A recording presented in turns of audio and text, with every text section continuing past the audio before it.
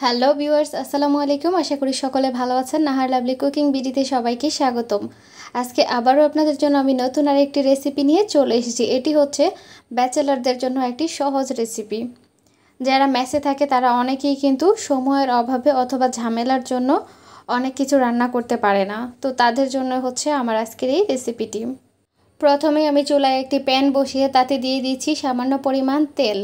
এরপর এতে আমি দিয়ে দিচ্ছি রসুন কুচি এবং পেঁয়াজ কুচি। এখানে আমি রসুন এবং পেঁয়াজ একটু বড় করে কুচি করে নিয়েছি, কারণ আপনারা অনেকেই আছেন যারা ছেলেরা তারা কিন্তু এইসব পেঁয়াজ রসুন কুচি করতে খুব ভয় পান। তাদের জন্যই কিন্তু আমি পেঁয়াজগুলোকে একটু বড় বড় করে কুচি করে দিয়ে দিতাম।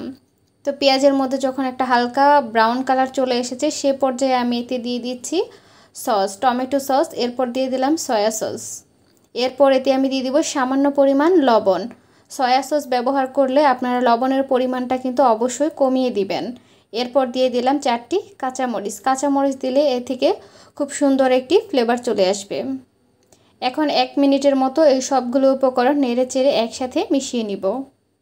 1 মিনিট খুব ভালো করে ভেজে নেওয়ার পর এতে আমি দিয়ে দিলাম 2 কাপ পানি। এরপর এই পানিটা ফুটে ওঠার পর এতে আমি দিয়ে দিব নুডলস। তো এই নুডলসটা এভাবে রান্না করলে কিন্তু আলাদা সিদ্ধ করার কোনো ঝামেলাই থাকবে না।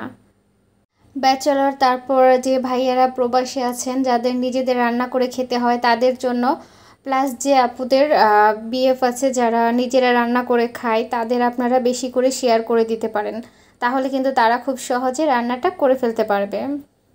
আমার মনে হয় এই রেসিপির চেয়ে সহজ আর কোনো রেসিপি হয় না।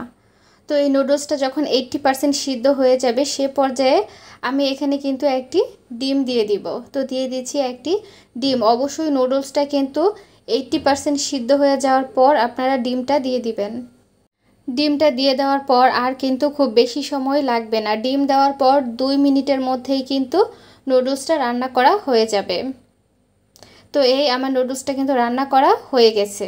এখন এগুলোকে আমি অন্য একটি প্লেটে সার্ভ করে নিব।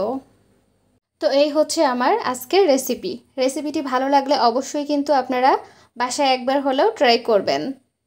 ট্রাই না করলে কিন্তু বুঝতে পারবেন না এই নুডলসটা ঠিক কতটা মজাদার হয়েছে। আমার রেসিপিগুলো ভালো লাগলে অবশ্যই কিন্তু আপনারা আমার চ্যানেলটি সাবস্ক্রাইব করে রাখবেন এবং সাবস্ক্রাইব করে দেওয়ার পর পাশে থাকা বেল আইকনটি অন করে দিবেন, তাহলে যে কোনো সময় আমি নতুন ভিডিও আপলোড করার সাথে সাথেই কিন্তু আপনারা নোটিফিকেশন পেয়ে যাবেন। লাইক কমেন্ট করতে কিন্তু একদমই ভুলবেন না, কারণ আপনাদের একটি লাইক একটি কমেন্ট পরবর্তীতে আমাকে আরও নতুন নতুন রেসিপি তৈরি করতে উৎসাহিত করে। সবাই ভালো থাকবেন, সুস্থ থাকবেন। আল্লাহ হাফেজ।